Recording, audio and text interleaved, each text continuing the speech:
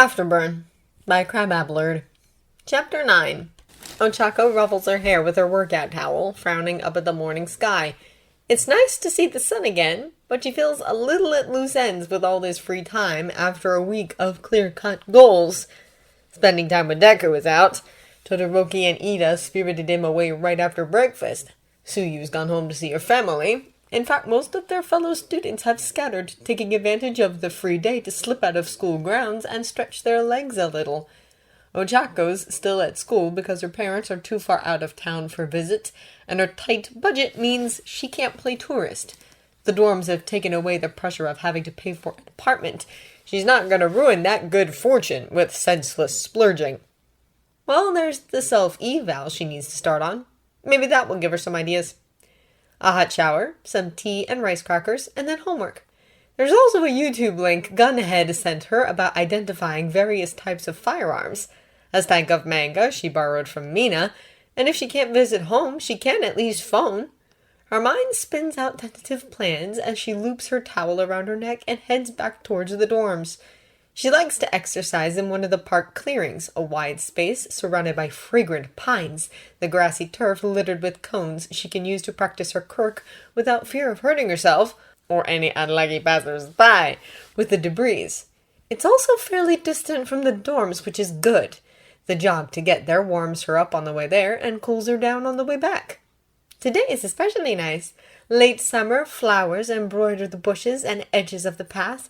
Pillowy white clouds have been scattered across the vast blue bedsheet of the sky, and cicadas are just beginning their droning snores. The perfect lazy summer day.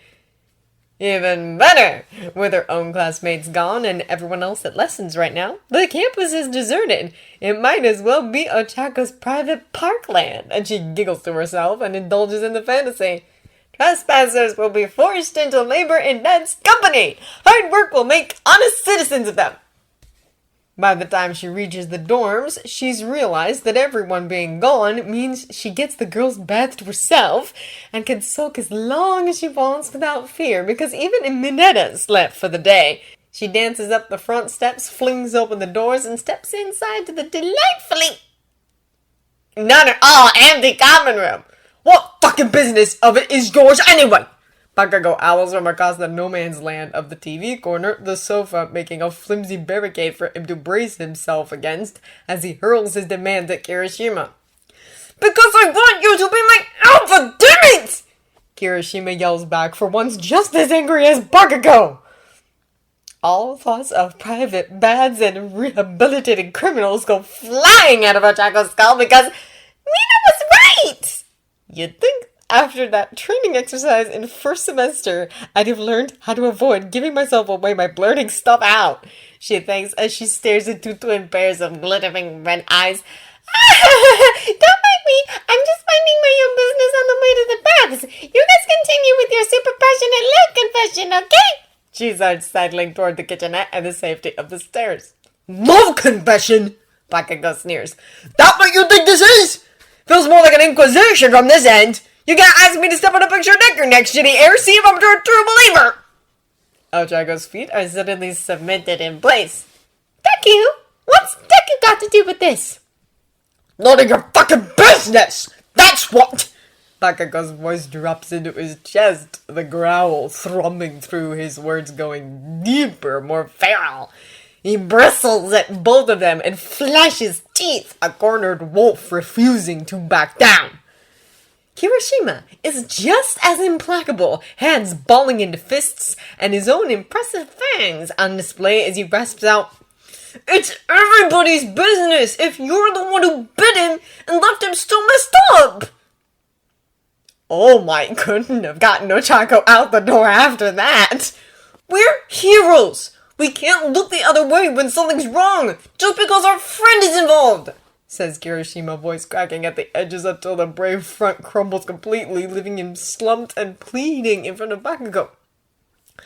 I'm not saying you raped him!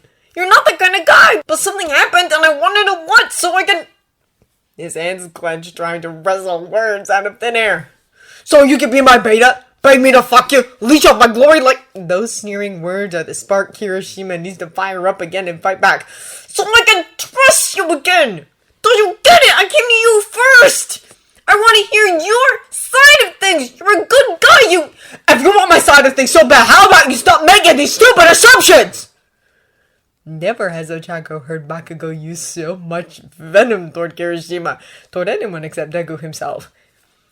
She stares into Bakugo's wild eyes, sees the threatening smolder in his palms, the hunch of his powerful shoulders, and the raw poison in every line of his face.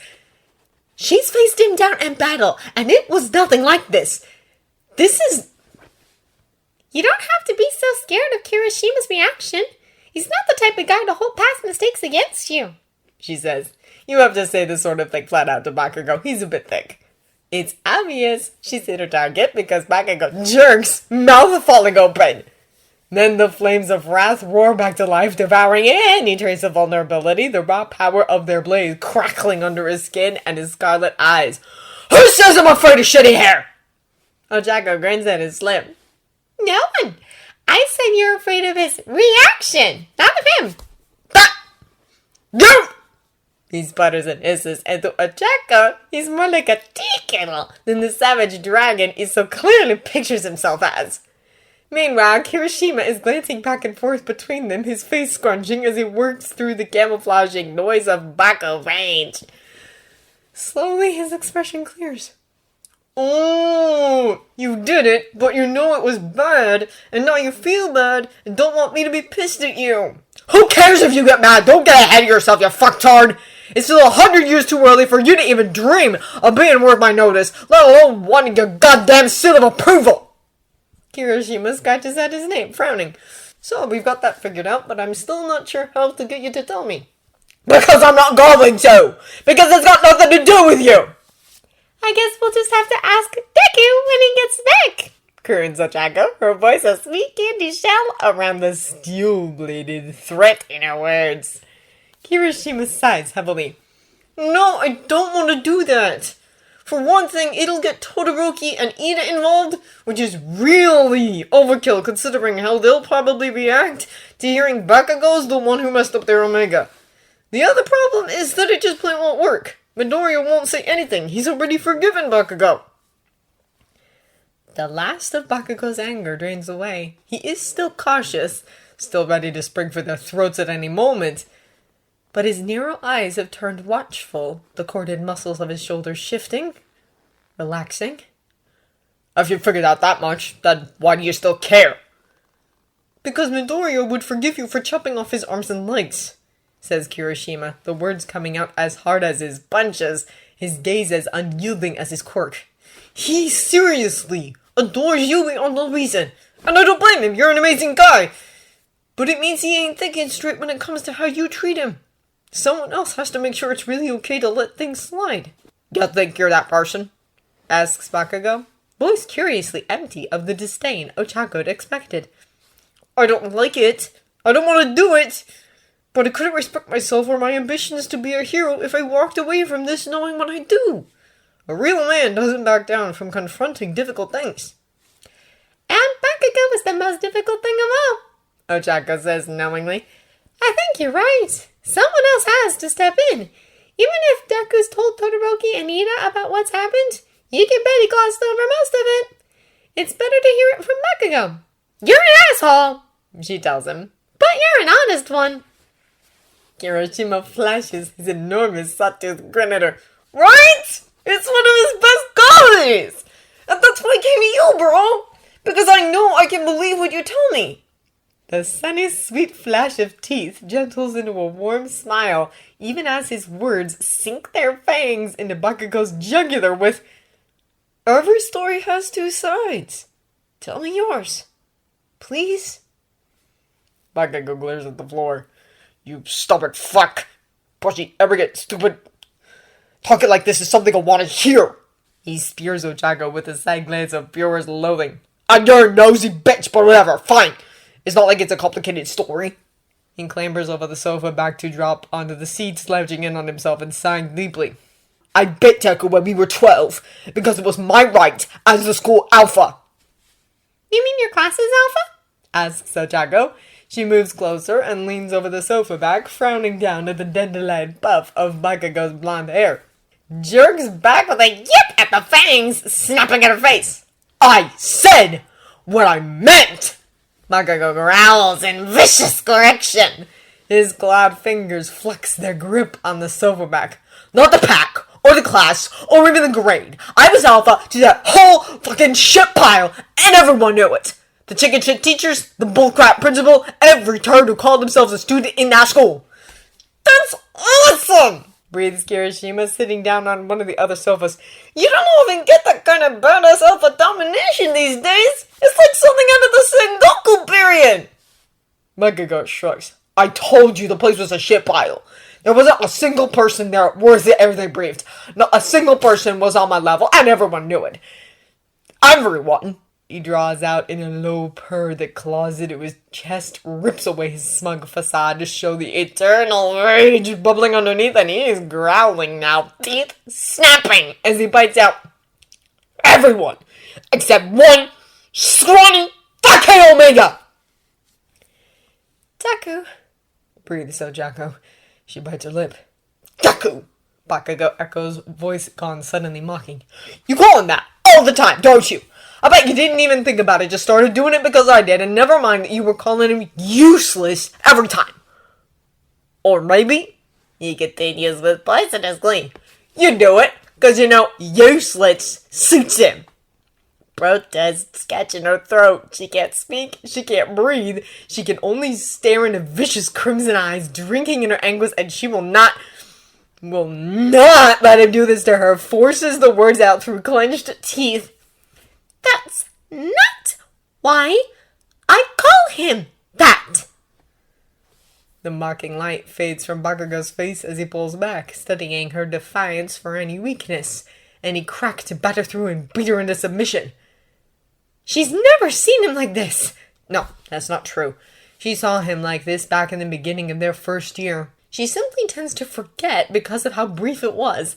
He stopped being so extreme right after Deku beat him in the mock battle. She feels like she's standing on the edge of something vast and dark and deep, toes curling over to wiggle in empty space, her balance oh so precarious, while below her the roiling coils of Bakugo's rage thrash and spark in the shadows. Can Kirishima feel it? She doesn't know, doesn't dare look away from Bakugo to find out. I can take him. She forces herself to meet his glare with her own. I'm not the me I was before. I can take him. His eyes twitch. He looks away. Well, it's what I call him that. Because he really was, you know, clumsy and scrawny and no social skills. He couldn't even breed. A dead end in every sense of the word, and without even a... Something drips up his tongue, flashes across his face too fast for Ochako to catch. A quirk he could use. A total waste of skin. But he refused to accept that. Wouldn't stay in the place I put him. Rock bottom, where nature intended. Kept trying to crawl out every time I turned my back. No, it was worse than that. He was always watching. Always waiting for me to trip. And he kept acting like he was my equal. Me, who had teachers bearing their throats. He was a creepy, scheming, manipulative little shit stain, and he was running my territory. Everything else was perfect. Everyone else stayed in line. He was the one who couldn't read the situation. So I did what any good alpha would do. Bakugo says with grim satisfaction. And I showed him his place. The nail that sticks out gets hammered down. He quotes. I hammered that fucker good. Wasn't a day that went by that I didn't find him and grind him into the mud where he belonged. Words and fists worked okay, but sometimes a little extra encouragement was called for. He flexes his hands. Bloody light stains his palms as sparks crackle ominously along his fingers. Ochako is learning all sorts of things today. Why Deku is such a shy, twitchy mess. How Bakugo's narcissism has deeper roots than she'd ever have guessed.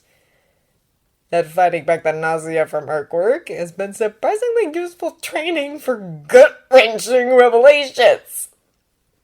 She swallows back bile and glances at Kirishima. His hands are knotted together in his lap. There are tears in his eyes and sag to his shoulders. and his voice is hoarse and choked when he whispers, "Bro!" It's a show of weakness, and the snarling beast of Bakugo's anger doesn't hesitate to attack. It cuts for blood, with a cocky sneer and a taunting, "What's wrong? Having second thoughts? I thought you wanted to hear about what an awesome alpha I am. Like something out of the Sengoku period." He parrots, but for all his mocking tone, his lips curl as if the words are bitter on his tongue. Can Kirishima see it? He notices something, that's for sure, spine straightening and mouth going firm. "Bird Voyage will sit back down once he takes his stand." Again that probing gaze, but this time it's Kirishima who has to hold it, has to bear the burning light of it, and he does it so easily, it seems. Not the flinch, not the twitch. He meets Bakugo's eyes and simply waits. Thwarted a second time, Bakugo snores and goes back to scowling at the floor. "There's not much more to say anyway. There'd been a major villainous hack that took out a good chunk of that crap hole school before Deku and I started attending, and it left things so fucked up that they mismanaged the scheduling. A lot of classes got doubled up in our timetable, and others got dropped entirely for a few years. One of the ones we missed was sex ed. So no one told me what it really meant to be an alpha," says Bakugo. "I had to figure it out myself, but that was okay. I'm fucking smart, after all. I'm goddamn brilliant. I discovered it all on my own one lunch break when I had that wiggly little fuck pen and he kept babbling shit and all I wanted was for him to shut up! Shut up!" The words crack like a whip, like Bakugo is trying to beat the very memory in his submission. He can't, Ochako realizes. He can't, because he could never get Deku to give in, and it drives him completely crazy.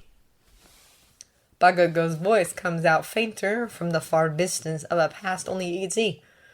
"I was going to dunk him in the toilet, drown the words right out of him. So I got right up behind him and put him in an arm lock, and then there, right in front of me, was his neck." It's coming, as inevitable as the drop at the end of a hanging. "I bit him." His lips twitch. Not a smile.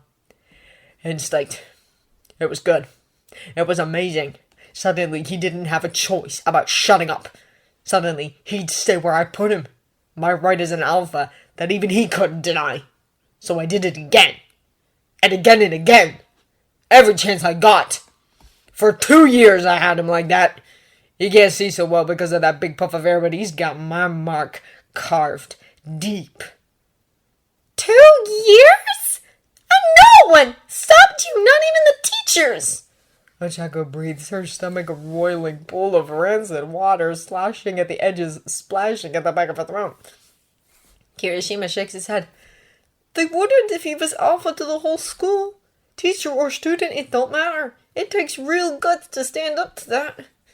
He laughed weakly and cards his fingers through his hair, mangling the gelled spikes until they look more like a pine branch than a horned mane. "And most people just aren't. They're not brave, Uraraka. They haven't got that drive to step in. That's why we need heroes, right?" He gives them a lopsided smile, but soon it slides off his mouth, edged out of place by the troubled frown, weighing down his lips and folding deep wrinkles into the space between his eyebrows. "What I don't get is how you could spend years doing that. I mean, even before the biting. What you did was fucked up, man. How could you not? Didn't seeing him so miserable make you realize, that's normal," says Ochako back on comfortable ground. Her voice steadies as her stomach drops. "Kids are psychos. I mean, I used to make the frogs in the school pond float up into space. I thought it was funny how they'd swim through the air, you know? I must have killed dozens of them before my kindergarten teacher caught me and explained why it was bad. Good thing, too, because I'd started trying to float other kids. 'Cause, other people aren't much different than frogs when you're young. Wiggly, gross, make weird noises. It takes time for you to learn what another person actually is.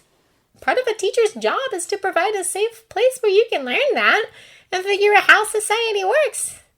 Bakugo's teachers, they did nothing. They just let him run wild." Her hands tighten on the cushions of the couch back. "I bet it hurt a lot of people. It sure hurt Deku." She cocks her head and rigs her gaze over Bakugo. "I'd say it hurt you too, being spoiled like that. No wonder you turned out to be such a jerk. Bakugo bristles instantly, back to glaring at her and showing his fangs, the sofa fabric smoking dangerously under his palms. It didn't hurt me, you dumbass!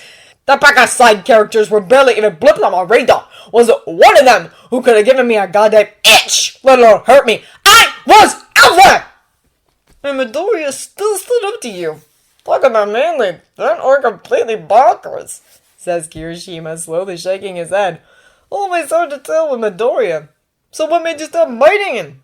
At that, Bakugo settles back into making sure that at least the floor doesn't dare defy him, scowling at it like he's trying to set it on fire with raw willpower. The skull finally got its thumb out of its ass and gave a sex ed. He doesn't say anything else for a long while, the muscles of his jaw working as he grinds his teeth. Sparks crackle across his palms as he clenches his hands in his lap. The silence drags, and when he finally speaks, the words have to fight their way out. I told Deku I didn't want him. He wasn't mine. Told him to get that bond shit taken care of by a doctor. Bakugo snorts. He said he did, but seems he was just covering things up with some presents. Bakugo chews her lip. She really doesn't want to spill details best left private, but... He really did see a doctor, she says eventually, judging it better to clear up the misunderstanding than stay totally silent. But he was given a bad prescription. Recovery Girl has him seeing the new specialist. If you want more details, you have to ask Deku, though. Surprise breaks through the shield of Bakugo's anger. Oh. He looks thoughtful for an entire heartbeat before he realizes they're still staring at him. Demands, well, you wanted the story and now you got it. Happy night, you fucking vultures!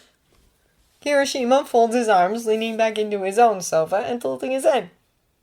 Yeah, actually. I mean, I didn't like hearing it. You were a total douche and you did awful things. Hey, fuck you, I was a goddamn gift as a kid and a student both. Just because... But nothing you did was irredeemable, says Kirishima, effortlessly drowning out Bakugo's posturing. And with that last bit, telling him to go to a doctor, I can totally see why Midoriya forgave you. So that's all good. His smile is back and growing wider and brighter, heartfelt affection shining in his face. You know, it means a lot that you told me. His smile is the same kind of glimmering blessing that Deku's is, and yet not. It's rougher around the edges, somehow more grounded than Deku's light, Ochako muses. More campfire glow than sunshine, the slappy sweetness from roasted marshmallows instead of summer honey. I know you're a private guy, continues Kirishima, and it's never easy talking about past mistakes, so the fact that you told me, I'm really touched. And thankful you trusted me. And really thankful you ain't the guy you used to be. He laughs, a full-throated sound that slowly drops to a low, rumbling chuckle, soft and warm like flannel blankets. You've changed so much and so fast, bro! He says, bracing his hands on his knees so he can lean forward into Bakugo's space. It's incredible! It's so hard to change yourself! I can't imagine how you must have busted your butt! Bakugo eyes him warily. You saying I can't make myself into whatever I want? Huh? No way! You're the type who can be anything you set your mind to! The fact that you've come so far so fast proves it, and I can't wait to see where you'll go from here. And, I'd like to keep seeing it. You know, up close and personal. For, like, a long time. Kirishima's cheeks flush as red as his hair, but his gaze is still direct, still honest and sincere, and so incredibly open, so easy to read. You're still going on about that shit? A low grumble. Definitely not a rejection, which for Bakugo, Ochako has to mash her face into the sofa back to keep herself from cooing over his awkward attempts to look cool, especially since from this angle she can see how the tips of his ears have gone pink. She catches Kirishima's eye and points down to Bakugo's mouth and exaggerated blushing and flashes the thumbs up. Of course, that's the undoing because Kirishima returns it on reflex, and Bakugo notices the exchange, looking over his shoulder and up at her, and he looks completely scandalized! The fuck are you still doing there? Not surprising, he's forgotten her, as she's probably nothing but a side character in his life.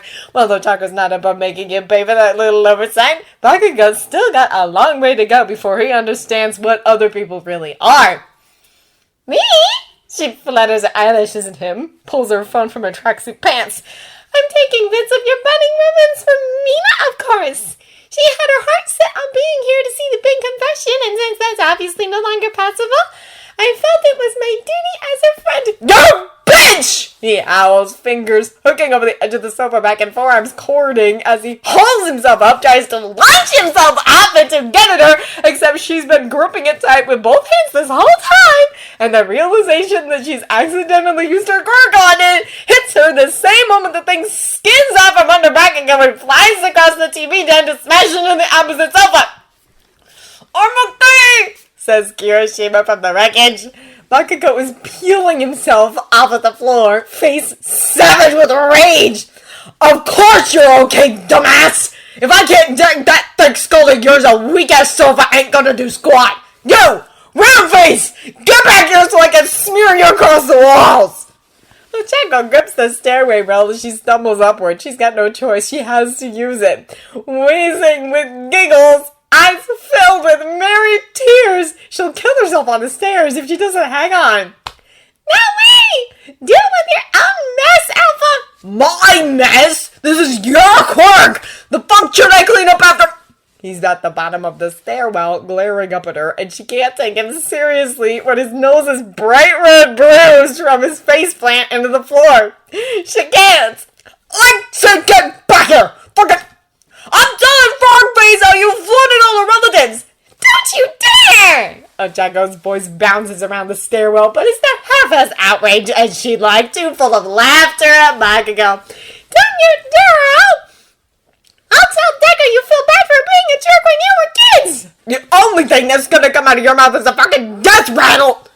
She might have died right there, helpless with giggles, as Bakugo readied himself to storm up the stairs and paint the walls with her blood.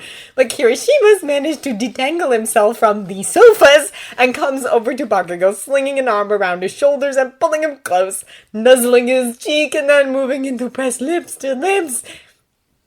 This time, Ochako really does sneak out her phone to snap a picture.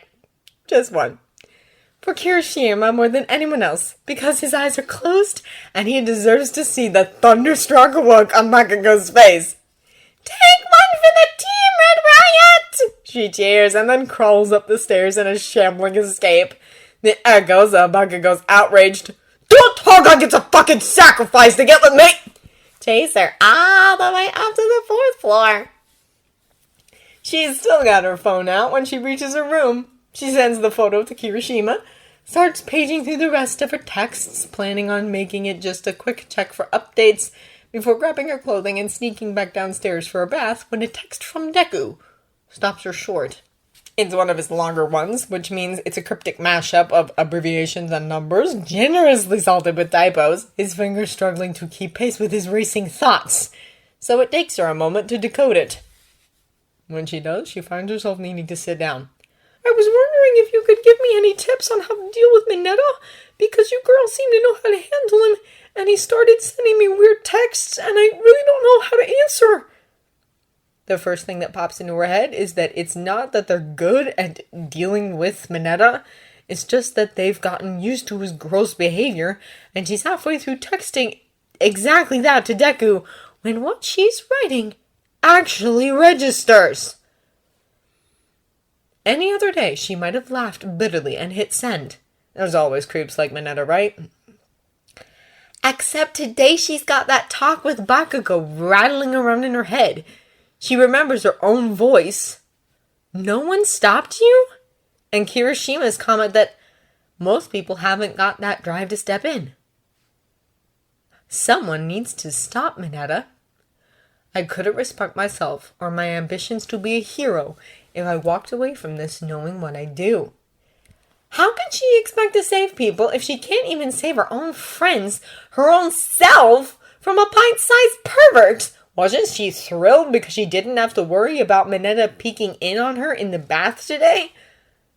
Doesn't that mean that every other day she's been scared that he will? Her mouth tightens and her fingers clench on her phone, 1,000 little memories flooding her mind. Going to the bathroom in pairs, taping her blinds down at the edges, picking a training spot far from the dorms to keep from being spied on, counting her pairs of undies as she put them in and took them out of the wash, just in case, checking for peepholes any place she might undress, warning the underclassmen, warning the upperclassmen. What kind of a hero lets herself live in fear? I hate him, she realizes. I don't just find him annoying. I really, really hate him. He's gross and he's awful and he's made Momo cry. I want him gone. I want to smear him across the walls. I want to mash his face into the mud where it belongs. I want to crush him. And then, because she's not just Uraraka Ochako, but Uravity, hero in training, I'm going to crush him.